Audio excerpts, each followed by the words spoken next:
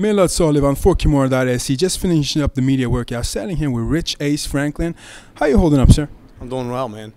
It's a waiting game at this point in time, a couple days before the fight, and I got one more workout, weigh-ins tomorrow, and we pretty much just sit around and wait for the fight to come around.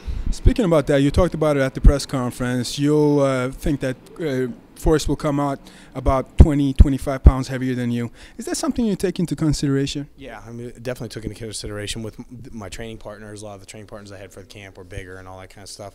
And I'm not necessarily worried about it, but I think that when people see me in the octagon with him, they're going to be looking at two guys that look like they're in different weight classes. Is that when you talk about, we talked about at the press conference, two guys that stylistically match up pretty much even. You're all around, you're very well rounded.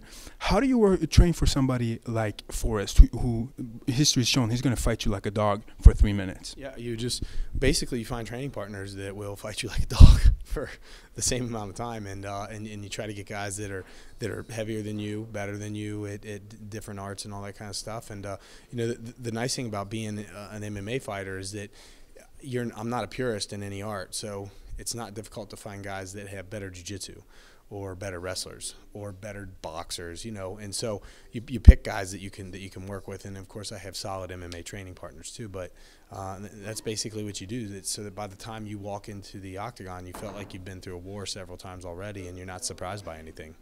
We're going to touch on a subject that's been blown out, in my humble opinion, way out of proportion. The whole tattoo thing.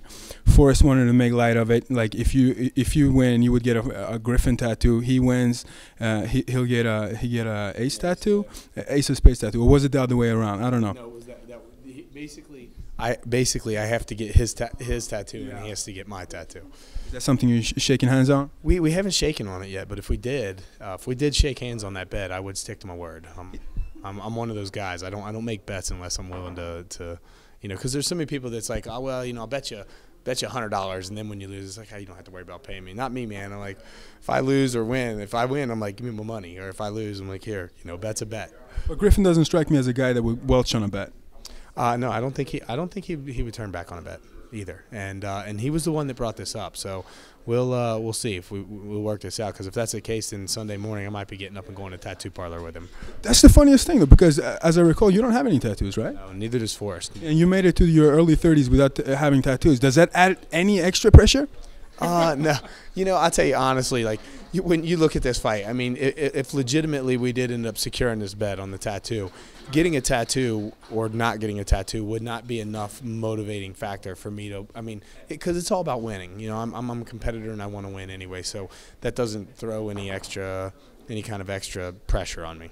If you win against Forrest Griffin, let's get ahead of ourselves. Something that you hate doing, by the way. I recall that from the press conference. But let's get ahead of ourselves a little bit. You beat Forrest Griffin, a former 205-pound champion. Where does that leave you in the rankings? I really don't know. And I've talked about this on several occasions, in that I don't have a ranking in the top 10. I'm speaking to the top 10. I don't have a ranking in the top 10 at 205, and I don't have a ranking in the top 10 at 185. And I'm not really sure why that is. Maybe it's because you had two fights at 195 against Vitor and against Vanderlei. Perhaps, and I think that maybe the people that vote on the rankings, that they partially, like, some of them might vote me at 85, some of them might vote me at 205, and I really don't accumulate enough votes in either weight category to reach a top 10 ranking. A win over him, I know Forrest in some rankings has been ranked as high as 5, so a win over him I'm sure will put me somewhere in that top 10. And then of course it would all depend on how the rest of the weight class unfolded with numbers 1 through 4. Going to touch on a little thing that Dana White said. He's looking forward to this being a fight of the night, getting the fight of the night bonus. Two guys stylistically matching up very well. Both wanted to keep it standing. Both guys got tremendous cardio. Tell us a little bit about what we can expect come February 5th.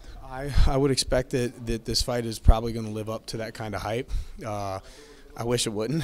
I wish I would get a first-round knockout, but Forrest is a lot like me, just doesn't go away very easily, and those make for long nights. So I would imagine that it's basically going to result in win or lose, spending some time in the ER that night, getting stitches or whatever else. Well, there you have it, ladies and gentlemen. Co-main eventer Rich Franklin, kimura.se, standing here with myself, Millard Sullivan. Thank you so much for taking your time. Hey, thanks for having me. Thank you so much, and the best of luck. All right. You're welcome.